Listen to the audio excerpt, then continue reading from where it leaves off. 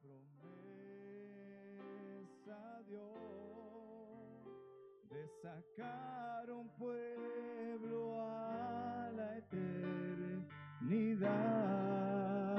He vivido, sí, amén. He vivido, sí, esperando ese momento, y todo mi ser está descansando en su palabra. Oh, dígalo en esta noche, mi fe en él, amén. Mi fe en él me sacará de aquí.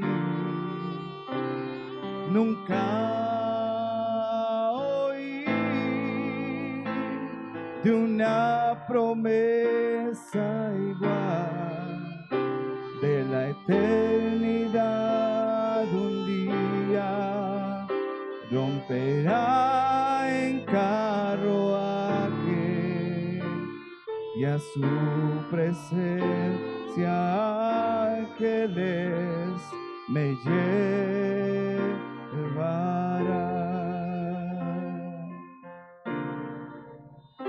Fueron muchos los que anhelaron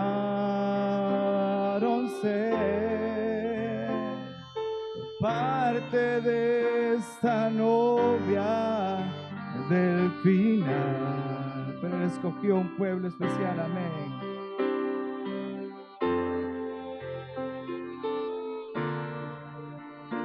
Un pueblo especial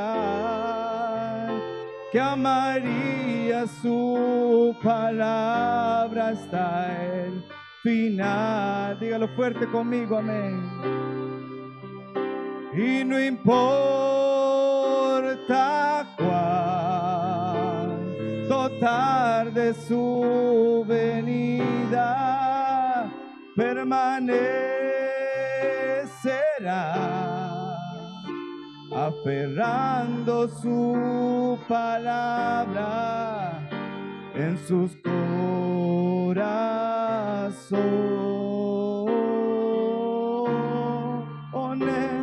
Mi fe en él me sacará de aquí. Nunca oí de una promesa igual, de la eternidad un día romperá en carruaje,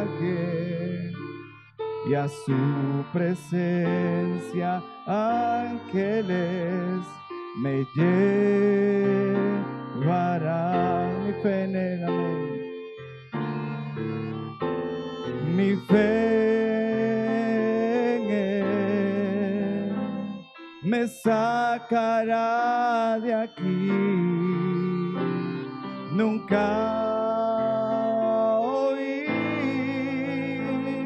de una promesa igual, de la eternidad un día romperá en carruajes,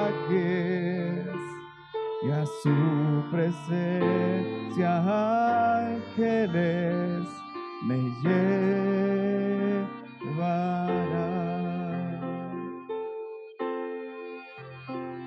y a su presencia ángeles me llevarán,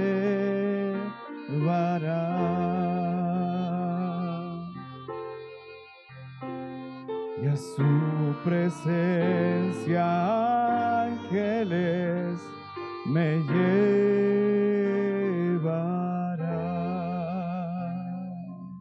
Aleluya. Hermosa promesa que tenemos, amén. Que Dios los bendiga nuevamente, hermanos, y aquellos que se conectan en esta noche. Vamos a ponernos en pie, hermanos. Vamos a entonar este hermoso canto. Tengo un hogar, para que pase el siervo con la palabra en esta noche. Que el Señor los bendiga a cada uno y bendiga sus corazones.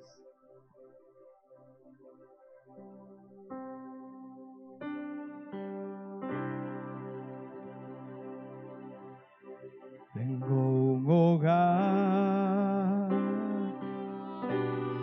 al otro lado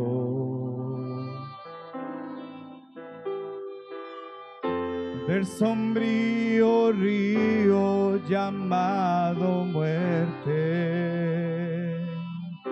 Amigos me esperan al otro lado. Les abrazaré, amén. Les abrazaré al cruzar el puente. Tengo un hogar nuevamente, amén. Tengo un hogar en la tierra eterna, donde no entrará la muerte, donde no entrará la muerte,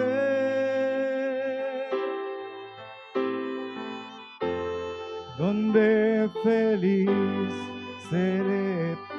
Aleluya.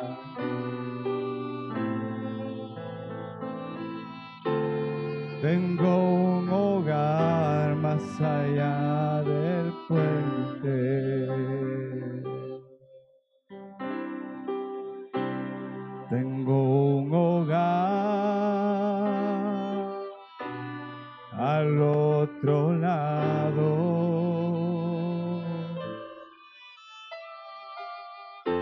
del sombrío río llamado muerte. Amigos me esperan al otro lado. Les abrazaré al cruzar el puente. Tengo un hogar, amén. Tengo un hogar en la tierra eterna,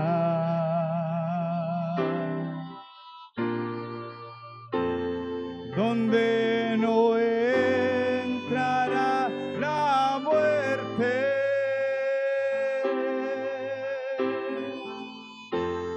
donde feliz seré por siempre.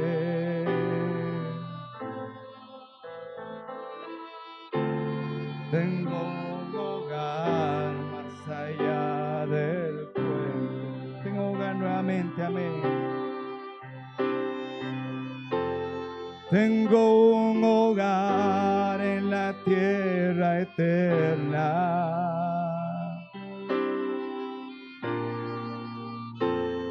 donde no entrará la muerte,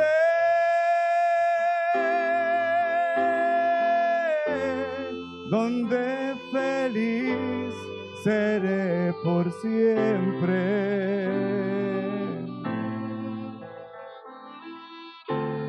Tengo un hogar más allá del puente.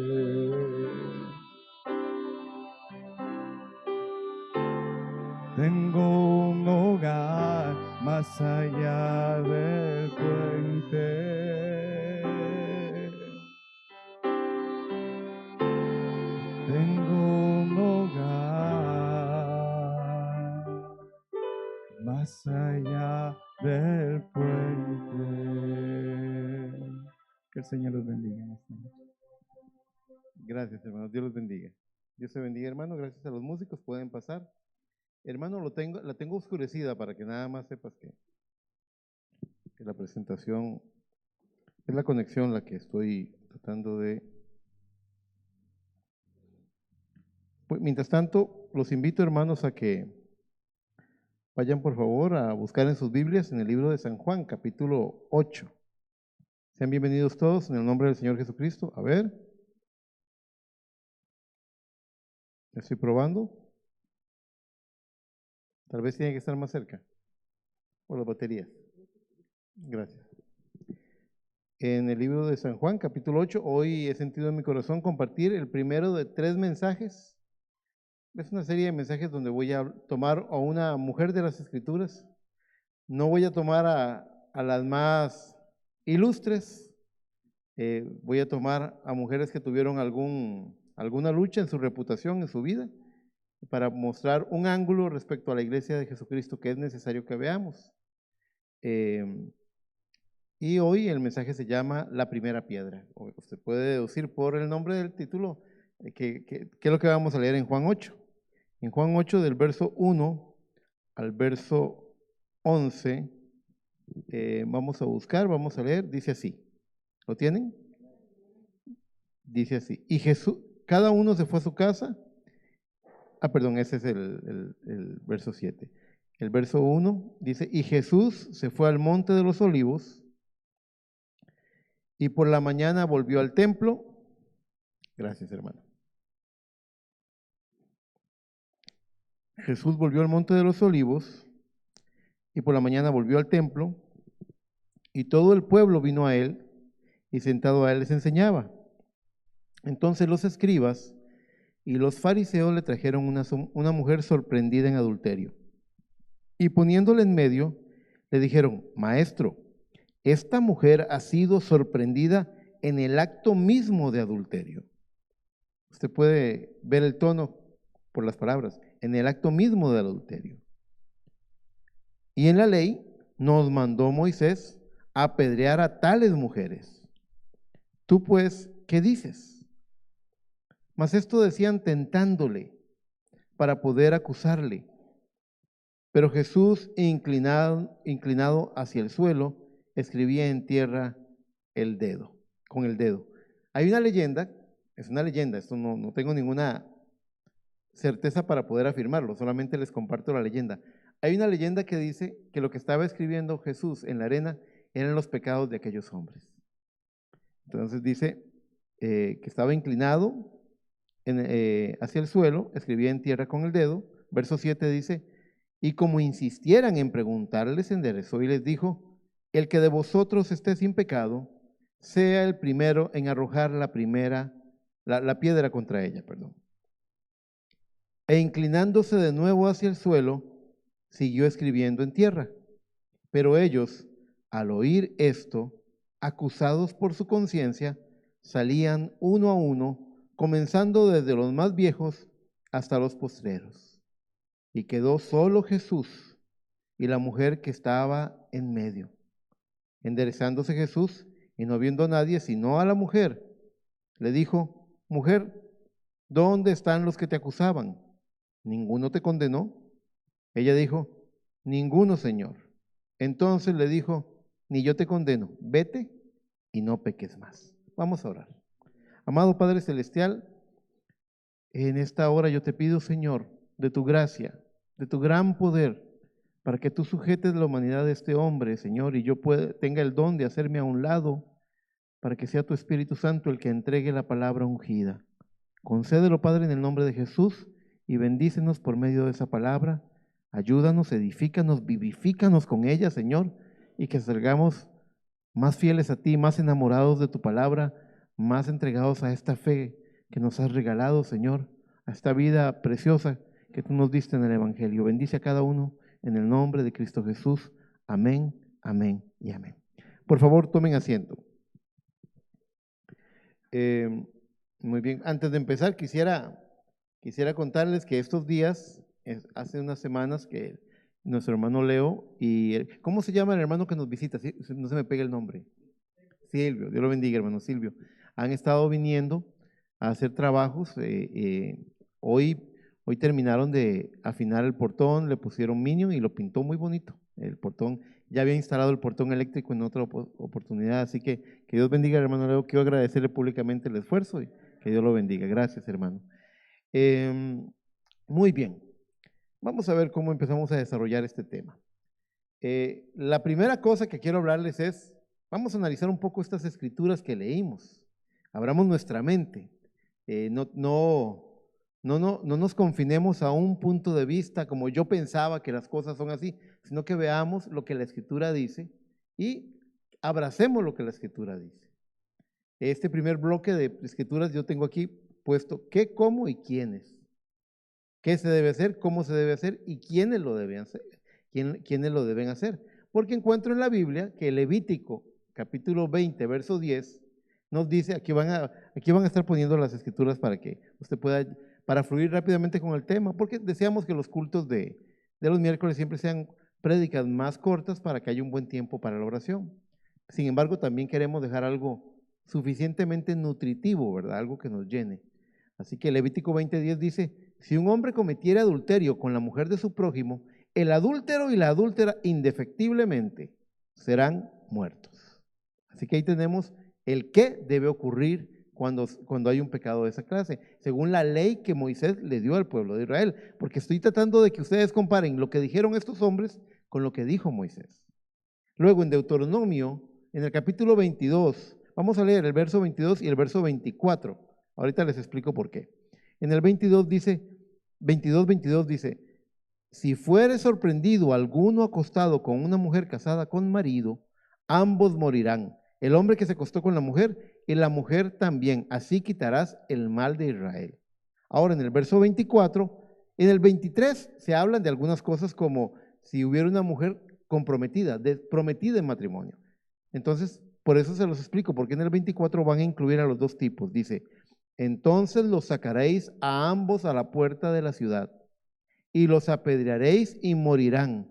La joven, está hablando de la prometida, la joven porque no dio voces en la ciudad y el hombre porque humilló a la mujer de su prójimo. Así quitarás el mal de medio de ti. Este era el procedimiento en el cual se hacía ese juicio condenatorio hacia esa pareja que había cometido adulterio. Ahora, había una condición. En Deuteronomio 17, verso 6, usted va a encontrar las características de quienes tenían que tirar la primera piedra. No podía ser el esposo, el esposo víctima, o también la esposa víctima, digamos, si el hombre también era casado. No podía ser aquel que le tuviera más odio a ese vecino, por ejemplo. No, había un orden. Decía Deuteronomio 17, 6 al 7, me parece, dice, por dicho de 2 o 3 testigos morirá el que hubiere de morir. No morirá por el dicho de un solo testigo. Es decir, porque cualquiera podía venir y difamar. No, por boca de 2 o 3 testigos conste toda cosa. Y el verso 7 dice, la mano de los testigos caerá primero sobre él para matarlo, y después la mano de todo el pueblo, así quitarás el mal de medio de ti. Vean cómo Moisés tuvo el cuidado de aclarar que la mano de los testigos presenciales debían ser los primeros en tirar la piedra. Y compárelo con, tenemos a Moisés y tenemos a Jesús. Jesús dijo, el que esté libre de pecado, que tire la primera piedra. Alguien podría pensar, entonces Cristo cambió la palabra, pero no hizo eso. Porque está en la naturaleza de lo que significa ser un verdadero testigo, según el testimonio que da Dios de su propia palabra. Vamos a verlo. En el segundo bloque la pregunta es, ¿qué significa ser un testigo? Les voy a leer unos párrafos del mensaje, el párrafo 68 del mensaje, el testimonio de un verdadero testigo, mensaje predicado por el profeta de Dios el 5 de noviembre del año 61. Él dice en el párrafo 68, ahora, un testimonio dice, una persona que tiene que tener una experiencia antes que ellos puedan testificar. Si usted fuera llamado a la corte, usted tendría, por decir, para dar testimonio, usted tiene que saber algo antes de que usted pueda testificar. Párrafo 69 dice, y un testigo es una persona que ha visto algo, que sabe que eso es la verdad, y ellos son llamados a dar testimonio. Y también un testigo debe saber de lo que habla. Él no debe ir como, alguien me dijo tal y tal cosa. Él mismo debe ser el testigo, si no, él está hablando de algún otro que puede ser un testigo de la escena. Ahora, sin embargo, A lo largo de ese mensaje, usted lo lee, los invito a que lo lean o que lo escuchen. En el párrafo 185, en la última parte del párrafo 185, yo traje un extracto que dice así: oh Dios, ¿qué es? El Espíritu Santo, el verdadero testigo de Dios. ¿Qué es? Deidad tabernaculizada en el hombre. El Espíritu Santo en usted hace de su testimonio un verdadero testimonio. Por eso es que en el libro de Hechos, en el capítulo 1, en el verso 8, la palabra del Señor dice que Cristo le dijo a sus discípulos: pero recibiréis poder. ¿Alguien sabe cuál fue el poder que recibieron los discípulos? El bautismo de fuego del Espíritu Santo. Pero recibiréis poder cuando haya venido sobre vosotros el Espíritu Santo. ¿Y qué va a producir? ¿Qué resultado va a dar el recibir ese poder? Y me seréis testigos en Jerusalén, en toda Judea, en Samaria y hasta lo último de la tierra. ¿Por qué les digo esto? Porque es necesario que los testigos sean hallados fieles. Vamos a ver, ¿qué pasaría, hermano Silvio? ¿Qué pasaría si en su familia se diera una especie de situación en la cual alguien está siendo acusado y resulta que el acusador es el hombre más mentiroso del vecindario? ¿Condenarían a ese familiar? Quedarían dudas, ¿verdad? Exacto. El testigo tiene que ser creíble. Si es un charlatán, si es un calumniador, si es un político, por ejemplo, que mienten tanto. O sea, ¿cómo se les puede creer? ¿Cómo se les puede creer? Entonces, el testigo tiene que tener credibilidad. Por ejemplo, en los juicios hay cierto tipo de testigo que, por ejemplo, llaman a un médico, a un especialista, a un psicólogo. Por ejemplo, cuando alguien comete un crimen pasional y tratan de demostrar que él estaba fuera de su mente, que él tuvo un arrebato de locura, entonces traen un especialista que explica cuáles son las condiciones que muestran que una persona puede ser arrebatada por un momento de locura y que no está en su juicio cabal, ¿entienden?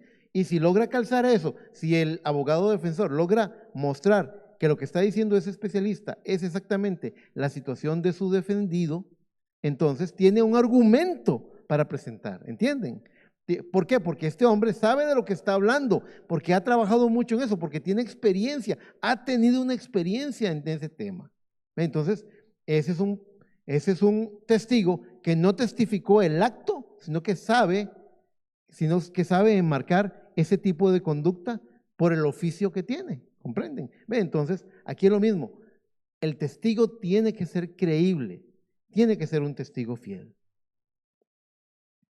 Y normalmente debe ser por boca de 2 o 3, es decir, no puede venir alguien a traer una acusación, sencillamente, sino que tiene que ser algo demostrable. Se los digo yo que soy pastor. Algunas veces viene la gente y viene y me dice: hermano, le quiero contar algo, pero no se lo diga a nadie. Digo yo: hermano, y es algo grave, gravísimo. Pero hermano, entonces hay que tomar cartas en el asunto. Tómelas, hermano. Pero si yo las tomo, usted tiene que servir de testigo, usted tiene que dar la cara. Ay, de veras, sí, todo el mundo se quiere esconder. Somos llamados a sostener nuestras palabras, a dar la cara, ¿verdad que sí? Si no, estamos haciendo un papel. Les voy a decir, hay uno que es el acusador de mis hermanos. ¿Saben quién es el acusador de nuestros hermanos? El diablo. Y ese no tiene pelos en la lengua para difamar, para ensuciar. No tome ese papel usted. Usted párese por su hermano, párese por su hermana. Y si hay que juzgar algo, se juzga con juicio justo, no parcializado. Muy bien, muy bien. Ahora, quiero que sepan que Cristo nunca puso en duda la posibilidad de que esta mujer fuera culpable de adulterio. Quizás sí cometió adulterio, lo más seguro es que sí lo cometió. Él nunca cuestionó eso, pero él puso en duda la manera en que el juicio se estaba llevando a cabo. ¿Por qué? Noten cómo ellos dijeron: Moisés, busquemos el versículo, ¿dónde está? En nuestro texto de San Juan 8. Yo les voy a decir dónde está. En el verso 5. Dice: y en la ley Moisés nos mandó a apedrear a tales mujeres. Ese fue el mandamiento. Aquí no hay una tergiversación. No, Moisés mandó que si encontraban a una pareja, a él y a ella, una mujer no puede adulterar sola. ¿A dónde estaba el hombre culpable? No estaba allí. Y aquí, ¿saben qué es el problema? Que dice, Moisés mandó, fue lo mismo que ocurrió con el tema de divorcio. Cuando le preguntan a Jesús, y Jesús dice, a no ser por causa de fornicación. Entonces ellos le dicen, ¿por qué Moisés entonces mandó a dar carta de divorcio? Y él dice, no. Moisés no mandó a dar carta de divorcio. Por la dureza de vuestro corazón, Moisés os concedió carta de divorcio, mas yo os digo que solo por causa de fornicación, nada más. Pero él, ve cómo se detuvo Jesús a corregir el error. Entonces, ¿por qué Moisés mandó dar carta de divorcio? Les ordeno que den carta de divorcio. No, eso no fue lo que pasó. Lo que pasó fue que el pueblo endurecido quería, hombres de corazón endurecido querían deshacerse de su mujer y buscarse una nueva. Eso es lo que pasaba. Eso es lo que pasaba. Y aquí están haciendo lo mismo. Moisés mandó a apedrear a tales mujeres. Nos dice, yo no encuentro un lugar en el Antiguo Testamento donde diga, Moisés mandó a apedrear mujeres. Pero estas son las instrucciones que dio cuando se encontraran sorprendidos en el acto de adulterio. Es decir, que para que el juicio fuera un juicio legal conforme a la ley que Moisés le había dado al pueblo de Israel, tenía que estar él y tenía que estar ella. Ambos. Ese era un juicio ilegítimo, era un juicio ilegal, era un juicio donde testigos que el mismo texto nos muestra que estaban reprobados, que no eran fieles, sus pecados los hicieron botar las piedras que traían. Eran una cantidad de hombres que lo que traían era, como dice, Moisés mandó a apedrear tales mujeres. Parecía que había, ¿no les parece a usted que había instalado allí un cierto prejuicio en esas mentes? No quiero decir esto, pero cuidado, y no son hombres que piensan que está mal que la mujer adultere, pero no que el hombre lo haga. Cuidado con iglesias que creen eso, que si el hombre adultera no ha pasado nada, pero si la mujer adulteró, es gravísimo. No, cuidado con eso. Cuidado con esa idea. Pudiera haber allí un prejuicio. Y el problema es que, ¿qué es un prejuicio? Pre significa, profesor de español, por favor, ilústrenos. Aquí tenemos un profesor de español, el hermano Josué. Hermano Josué, cuando una palabra tiene el pre al principio, ¿qué significa? Antes, significa antes. Es decir, antes de juicio. Un prejuicio es, usted todavía no tiene las evidencias, usted todavía no entiende las circunstancias y usted ya está sacando una conclusión al respecto. Eso es lo que es un prejuicio. ¿Qué problema? Posiblemente ahí estamos viendo que había un prejuicio antes del juicio. Y Cristo juzgó con un juicio, que en este caso fue un juicio absolutorio, porque también, hermano Gersin, también hay juicios condenatorios. Hay una parte en las Escrituras que dice que a los adúlteros y fornicarios los juzgará el Señor, los juzgará Dios. No dice que a los adúlteros y fornicarios los condenará Dios. Tampoco dice que a los adúlteros y fornicarios los absolverá Dios. Dice, los juzgará Dios.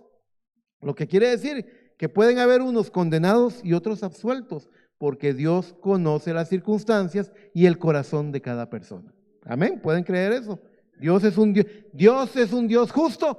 Mi Señor Jesucristo saldrá justo en su juicio, créanme eso. Él va a salir justo en su juicio. Me paro por eso, por esta palabra yo me paro. Mi Señor Jesucristo saldrá justo en su juicio. Nadie se va a poder burlar de Él y impartirá misericordia donde haya que dar misericordia también. Ahora, no hay mucho más que decir respecto a este caso. Hay cosas que hay tipos que todavía están ahí guardados que podemos desenvolver un poco más. Por ejemplo, cuando hablamos de una mujer en las Escrituras, ¿qué tipifica a la mujer en las Escrituras? Iglesia. Entonces ahora quiero que le demos vuelta a la mente y que pensemos cuando leemos este pasaje de Juan 8, del 1 al 11, que podemos estar hablando de la iglesia, de una iglesia que ha adulterado, porque verdaderamente la iglesia del Señor ha cometido adulterio espiritual. Pero el adulterio espiritual ha sido mal interpretado en muchas ocasiones. Yo he oído gente hablando en un contexto tan distinto a la verdad de la palabra, y hoy quiero aclararlo. En 2 de Timoteo, capítulo 3, verso 4 en adelante, se habla del carácter de los hombres en los postreros días, un mal carácter. Y empieza diciendo que son traidores, impetuosos, infatuados, amadores de los deleites más que de Dios. Sigue diciendo que tendrán apariencia de piedad, pero negarán la eficacia de ella. A estos evita. Vamos a ver, hermana Tuti, yo me voy a un casino donde hay gente apostando y bebiendo whisky. ¿Puedo encontrar apariencia de piedad allí? No. Hermano Leo, tal vez si me voy a un nightclub, ¿puedo encontrar allí apariencia de piedad? No. ¿Dónde hay apariencia de piedad? En las iglesias. En las iglesias. Si usted quiere ver a alguien que tiene pinta de cristiano, vaya a una iglesia. Ahí es donde debería encontrarse. Bueno, que tendrán apariencia de piedad, pero negarán la eficacia de ella. A estos evita. Y vea el carácter de estos hombres. Dice, porque estos son los que se meten en las casas. Recuerden qué tipifica a la mujer. Iglesia. Porque estos son los que se meten en las casas y se llevan cautivas a las mujercillas cargadas de pecado, arrastradas por diversas concupiscencias. De hecho, sirve de contexto, no lo traje, pero hay cierta parte todavía me falta el verso 7. Dice, estas siempre están aprendiendo y nunca han llegado al conocimiento de la verdad. Entonces, como estamos hablando de un tipo, estamos hablando de iglesias, ¿creerían ustedes que pueden haber iglesias cargadas de pecado, conforme a sus concupiscencias? Porque también hay otra parte, donde el apóstol Pablo dijo que en aquel día se amontonarán maestros alrededor de sus concupiscencias. Ahora, concupiscencia no es una palabra que usemos muy a diario, ¿verdad, hermana Tuti? Esta semana, ¿cuántas veces ha usado la palabra concupiscencia? ¿Ninguna? ¿No? Hermana Laura, ¿usted? ¿No? ¿No? Hermana Liz. Dice hermana Liz, yo no la he usado. No es una palabra común. ¿Qué significa concupiscencia? No nos vayamos al diccionario, busquémosle un significado que todos entendamos. Concupiscencia es la inclinación natural que la carne tiene. Y no es la misma en todos. Por eso es que hay iglesias donde la concupiscencia es el dinero. Y entonces predican de plata y todo es plata y plata. ¿Y sabe quiénes van a las iglesias donde se habla de siembre para que Dios lo prospere? ¿Sí? Es gente que lo que quiere es plata. Hace unos años, se me olvida el nombre del hermanito, un precioso hermanito que nos visitaba de una denominación. Él vino y cuando salíamos de culto, yo me acuerdo, el hermano cuando veía a las hermanas les quería hacer esto. Quería abrazarlas y las hermanas le hacían así, se le agachaban y le huían. Porque no estaban acostumbradas a eso. Nos damos la mano respetuosamente, pero sabemos que lo que ha nacido de la carne, carne es, ¿verdad? Y hay que tener dominio propio. Pero él venía de una iglesia donde todos se abrazaban. Y también es una iglesia donde se inclina mucho a la parte emocional, que no hay nada de malo con las emociones si están en orden con la palabra, pero tienen que estar en orden con la palabra. No contrarias a ella, lo que trato de decir. Entonces, concupiscencia, inclinarse a una concupiscencia puede ser dinero, puede ser vanidad, puede ser, hay iglesias donde el predicador debe predicar 20 minutos, se los digo porque yo tengo amigos en la denominación que me lo han dicho, que es hora y media de cantos, gozo, el trencito celestial, todo, ¿verdad? Es una pachanga, 20 minutos de prédica porque se les duerme. No estoy mintiendo, me lo dijeron a mí. Me han dicho, y cuando predicas, ¿cuánto predico? Y yo, bueno, puedo predicar una hora, pero si el mensaje es un mensaje de adoctrinamiento, que tiene doctrina, que tiene enseñanza, instrucción de la palabra, pudiéramos durar hora y media o más. ¿Qué? Nosotros en la iglesia de nosotros nos dormimos con un mensaje de hora y media. 20 minutos es lo que, 20 minutos, 30 es demasiado. Yo les decía, yo le predico 30 minutos en mi iglesia y se quedan con hambre. ¿Sí? Vea, aquí están diciendo amén. Yo sé, porque venimos a comer de la palabra. Entonces, tenemos iglesias cargadas de pecados, seducidas por hombres que vienen a implantar una simiente de pensamiento. Eso es denominacionalismo, ese es el espíritu mismo de la denominación. Y no es porque tenga nombre de denominación, porque podríamos estar en el compañerismo del mensaje y tener esos mismos síntomas. O sea, no vengamos a decir, nosotros los del mensaje, no. Cuidado con la denominación del mensaje. Cuidado con denominarlo. No. Somos un libre compañerismo guiado por el Espíritu Santo. Nuestro líder aquí y allá es el Espíritu Santo. Muy bien. Y no nos hacemos un nombre. No es el nombre de Tabernáculo de Emanuel. No levante esa bandera. Usted estaría equivocado si levanta la bandera. Tabernáculo de Emanuel. No. Solo hay un nombre que levantamos nosotros y es el nombre del Señor Jesucristo. A Él sea toda la honra y toda la gloria. Ahora, comparen eso. Apocalipsis 3:22 nos dice, el que tiene oído, oiga lo que el Espíritu dice a quién. El Espíritu Santo quiere hablarle a la mujer, pero podemos encontrar mujeres que han perdido ese escucharlo a Él y están escuchando a estos hombres que tienen apariencia de piedad.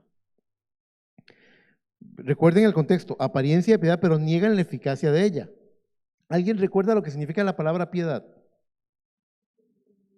Ser como Dios. Es decir, que niegan la eficacia de ser como Dios. Son los que dicen, poner la otra mejilla en este mundo no tiene sentido. Y un montón de cosas más. O sea, que el ejemplo de Cristo no funciona en esta vida, pero sí funciona porque eso es lo que nos va a sacar de este lugar. Ahora, ¿por qué les digo esto? Porque traigo a hombres, y aquí voy a tocar un tema espinoso. Algunos de ustedes lo habrán oído, ojalá yo no hiera sensibilidades. A las personas que me escuchan en los medios virtuales, quiero que sepan que yo le estoy hablando a mi iglesia con lo mejor de mi corazón. Si algo usted escucha, usted ve que está correcto conforme a la palabra, tómelo. Y es el tema del pastor como esposo espiritual de la iglesia. Yo he escuchado eso. ¿Alguien lo ha escuchado aquí? ¿Tiene eso sustento? ¿Tiene sustento decir que el pastor es el esposo espiritual de la iglesia? Cuidado con eso. En Juan 3:29, la palabra del Señor nos dice, el que tiene, ¿y saben quién está hablando aquí en Juan 3:29? Es Juan el Bautista. Cuando ve que Cristo vino y le preguntan y le dicen, ese Jesús de Nazaret bautiza más, tiene más bautizados que tú. Cuando él dice que es necesario que yo crezca y que yo mengue y él crezca, él dice esto, el que tiene la esposa es el esposo, mas el amigo del esposo que está a su lado y le oye, se goza grandemente de la voz del esposo. Así pues, mi gozo está cumplido. Porque ¿quién es el esposo de la iglesia? Cristo. Muy bien, son cosas que alguien dice, pero ya lo sabemos, pero tienen que ser dichas y confrontadas con ese otro pensamiento, que el pastor es el esposo de la iglesia. ¿Por qué? Porque por ahí hay un pensamiento de que si yo veo a alguno de ustedes, hermanitos o hermanitas, que si usted le saluda a un hermano de otra iglesia o usted tiene amistad con un ministro de otra iglesia, usted está cometiendo, o incluso yo he escuchado gente que dice, si usted oye mensajes de otra persona, usted está cometiendo adulterio espiritual. Y ese no es el adulterio espiritual. Eso, perdónenme, quiero decirlo dando la cara, eso es una mentira. Eso es un error doctrinal. Eso no es verdad. Algunas veces los hombres se adueñan de las iglesias como si les pertenecieran, pero no les pertenecen. Y eso está fuera del carácter y el celo correcto. Eso no es adulterio espiritual. Ya vamos a ver lo que es. Pero ¿cuál es el celo correcto? Segunda de Corintios 11:2. El gran apóstol Pablo nos enseña cuál es el celo correcto. Dice, porque os celo con celo de Dios, Alguno de estos hombres que se adueñan de las iglesias podría decir, yo tengo celo de Dios. Pero vea qué interesante, dice, pues os he desposado con un solo esposo, no dos, uno, para presentaros como una virgen pura. ¿A quién? A Cristo, no al pastor, no a un líder de iglesia, no a un hombre, a Cristo. Cristo es el esposo de la iglesia. Él es el único que murió por ella. Nadie más. Ningún hombre. Yo no soy el esposo del tabernáculo Emanuel, no. Yo soy su hermano en Cristo y parte de la novia que espera su venida. Yo amo a Cristo y amo su venida y creo su venida. Y hago lo que el Señor me guía a compartir. Pero para ser hallado fiel delante de Él, tengo que hacer estas aclaraciones. Si alguien allí en las redes está escuchando esto, si alguien ha escuchado eso de que si usted oye un mensaje de una iglesia ajena, usted está cometiendo adulterio espiritual, quiero decirle que ese pensamiento está equivocado. En el mensaje, una exposición de las 7 edades de la iglesia, a la edad de Pérgamo, en el párrafo 219, dice, denominaciones no son de Dios. Vamos a entender, porque aquí está el hermano Silvio y tal vez él no entiende lo que queremos decir con denominaciones, religiones. Vamos a ver, si yo le dijera a Dios, Dios, conviérteme en un buen católico, ¿sabe lo que me respondería Dios? No sé cómo se hace un católico, yo no sé hacer católicos. Entonces, conviérteme en un buen pentecostal. Es que yo no sé hacer pentecostales. Señor, ¿y qué tal si me haces un buen bautista? Yo no sé hacer bautistas. Yo no sé hacer nazarenos o luteranos. Entonces, conviérteme en un buen miembro de la iglesia Tabernáculo Emanuel. Es que yo no sé hacer eso. Yo solamente sé hacer hijos de Dios, nacidos de nuevo, llenos con el fuego del bautismo del Espíritu Santo. Es lo único que Dios sabe hacer. Nuevas criaturas en Cristo Jesús. No hay nada en la Biblia que muestre lo contrario. Eso es lo único que Dios sabe hacer. No hay nada más. No hay nada más. Dice, denominaciones no son de Dios. Nunca han sido y nunca serán. Es un espíritu errado el que separa al pueblo de Dios en clases de jerarquía y laicos. Por lo tanto, es un espíritu errado el que separa al pueblo del pueblo. Eso es lo que hacen las organizaciones y denominaciones. Al organizarse, se separan de la palabra de Dios y se sujetan ¿a qué? Al adulterio espiritual. ¿Ve que es un sentido diferente de eso que dicen por ahí? Si usted oye mensajes de otro predicador, usted está cometiendo adulterio. Yo soy el primero que le digo, no. Lo que siempre les he enseñado a ustedes es, si usted oye algo allá afuera que es diferente de lo que le ha sido enseñado, busque a su pastor. Porque a diferencia de todos los demás ministros, su pastor es responsable de su... Yo tengo que darle cuentas a Dios por lo que usted recibe. Así que si usted me pregunta, hermano, escuché esto, yo le podría decir, sí, fíjese que cuadra con la palabra por esto, esto y esto. Esto dice el mensaje, esto dice la Biblia. ¿Está correcto eso? Está muy bien. El que dijo eso lo dijo bien. Pero si alguien viene y dice algo y usted me dice, hermano, escuché esto. No, hermano, vea, más bien el mensaje advierte en contra de eso. Ve, usted pudo haber oído, hermano, fíjese que escuché a un predicador decir que los que estamos oyendo un mensaje de otro predicador estamos cometiendo adulterio espiritual. Les acabo de enseñar una cita donde el profeta dice una cosa distinta de eso. No podemos adueñarnos. Más bien, hay un poderosísimo mensaje que el hermano William Branham predicó llamado Nombres Blasfemos, donde cita en Apocalipsis a la gran ramera sentada sobre una bestia que tiene muchos nombres de blasfemia en su cuerpo, impresos en su cuerpo. ¿Sabe qué son esos nombres? Cualquier etiqueta, cualquier nombre que le quite a usted a Cristo. Cristo hace cristianos, Cristo hace nuevas criaturas. Si hay alguien allá afuera, sin importar de qué iglesia sea, que ha creído en Jesucristo, Él es nuestro hermano. Nosotros no nos denominamos, no ponemos paredes de separación. Ok. Entonces, qué triste sería pensar que vamos a tener, que ustedes reciban, que yo quiera llevarlos a mi propio pensamiento, a mi propia opinión. Poner en ustedes la simiente de mi pensamiento, plantar en ustedes plantar, voy a decirlo en una forma alegórica sobre la intimidad de las parejas, que yo quiera plantar en el vientre de su corazón la simiente de mi propia opinión. Eso sería un adulterio, porque la única simiente que usted tiene que recibir en el vientre de su corazón es la inadulterada palabra de Dios, nada más, sin interpretación. Quizás usted ha tomado las palabras de algún hombre que lo pastorea de manera celosa o dominante, pero si usted cree en Cristo, quien fue el único que murió por usted, entonces usted tiene una tarea pendiente que hacer. ¿Cuál es esa tarea? Romanos 7, del verso 1 en adelante, creo que esta es mi última cita.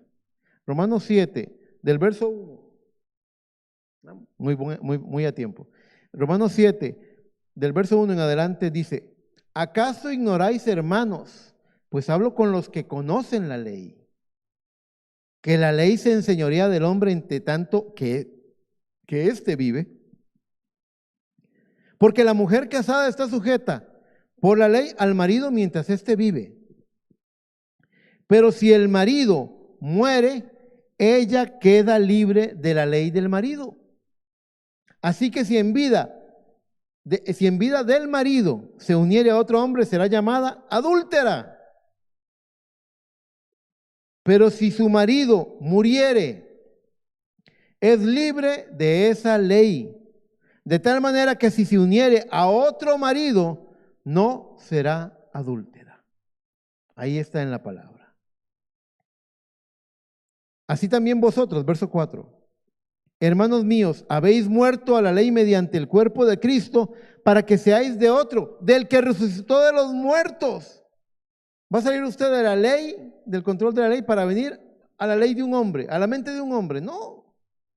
Para que seáis de otro, del que resucitó de los muertos, a fin de que llevemos fruto para Dios. Porque mientras estábamos en la carne, las pasiones pecaminosas que eran por la ley obraban en nuestros miembros, llevando fruto para muerte. Pero ahora estamos libres de la ley, por haber muerto para aquella en que estábamos sujetos, de modo que sirvamos bajo el nuevo régimen del Espíritu, y no bajo el régimen viejo de la letra. Una cita más del mensaje. Cristo es el misterio de Dios revelado. Dice así, párrafo 230. Dice: y ahora el Cristo en la iglesia, no es el Cristo solamente muerto, es el Cristo en la iglesia. ¿En qué forma? ¿Se acuerdan que Cristo dijo: vendré a vosotros, no os dejaré huérfanos? También dijo en alguna parte: porque el Espíritu que mora en vosotros, que mora con vosotros y será dentro de vosotros. Entonces, y ahora el Cristo en la iglesia apenas se está dando a conocer. El asunto por completo es la revelación de Dios para llevar a Eva de nuevo a su posición correcta con su esposo. Ustedes saben lo que ocurrió en el jardín del Edén. Y aquí está hablando de una restauración. Está hablando de tomar a una mujer pecadora y llevarla a una condición restaurada, redimida. Noten, dice, y Dios es el esposo de la iglesia, no el pastor, no el superintendente, no el papa, no el gran y afamado ministro. Dios es el esposo de la iglesia y la iglesia es su novia. Así que en esta noche lo que quería mostrarles era que estos hombres prejuiciosos querían lanzar las piedras, pero Cristo no se los permitió. Voy a volver a releer el texto con el que iniciamos, hermanos, desde Juan 8. Hay algo que vino a mi corazón cuando lo estaba leyendo aquí en el púlpito. Hay cosas que Dios regala en el púlpito, que no se ven antes. Como que el ángel del Señor está esperando en este lugar para poder mostrarlas. Más allá de acusados por su conciencia, dice el verso 10, enderezándose Jesús y no viendo a nadie sino a la mujer. Les voy a decir algo. Si la mujer es la iglesia, allá afuera Hay mucha gente que estuvo en la iglesia y se ha ido. Y se ha ido diciendo en contra de la iglesia. Algunas veces con justa razón, otras veces no. Otras veces tratando de justificar su propia conducta. Algunas veces vivir la palabra es algo demasiado duro y es más fácil irse criticando que venir y seguir perseverando. Pero lo interesante es que todos aquellos que querían acusarla se fueron. ¿A quién representaban ellos? ¿Quién es el acusador de nuestros hermanos? El diablo. Ellos querían acusarla en una forma no conforme a la escritura, ¿entienden? La interpretación de ellos no cuadrada con la palabra. Dice, enderezándose Jesús y no viendo a nadie, sino a la mujer, le dijo, mujer, ¿a dónde están los que te acusan? Y yo le voy a decir una cosa, esta novia que fue lavada con la sangre del Cordero, porque sí, todos nacimos en pecado, todos cometimos errores, todos éramos dignos de muerte, sí, es verdad. Pero por cuanto Él murió por nosotros y nos lavó con su sangre, nosotros hemos venido desarrollando una caminata, hemos venido adquiriendo un entendimiento, teniendo una comprensión, hemos ido siendo transformados. Yo no soy el que era, usted no es el que antes era. Hemos venido, la palabra ha ido haciendo una transformación en nuestra vida. Y les garantizo que en el día en que Cristo venga por su iglesia, ninguno de los que nos acusan va a estar presente. Solamente es Cristo y su iglesia, nada más. ¿Dónde están los que te acusaban? ¿Ninguno te condenó? Ella dijo, ninguno, Señor. Entonces Jesús le dijo, ni yo te condeno, vete y no peques más. Hoy es el primero de 3 prédicas donde quiero mostrar. Algunas veces la gente piensa, ahí están los perfectos, los que se creen perfectos porque son cristianos. No, nosotros los cristianos somos los más dignos de misericordia. Pero no nos vamos a revolcar en el lodo, porque hemos recibido un llamado. Yo te perdoné, yo morí por ti en la cruz. ¿Para qué? Para que fueras santa y sin mancha. ¿Tiene esta mujer, la iglesia, el poder de hacerse a sí misma santa y sin mancha? No, no lo tiene. Pero por el lavacro de la palabra, nosotros somos santificados. En alguna parte, voy a decirlo de una forma voy a condescender para explicarlo lo más sencillamente posible lo que significa esto. Cuando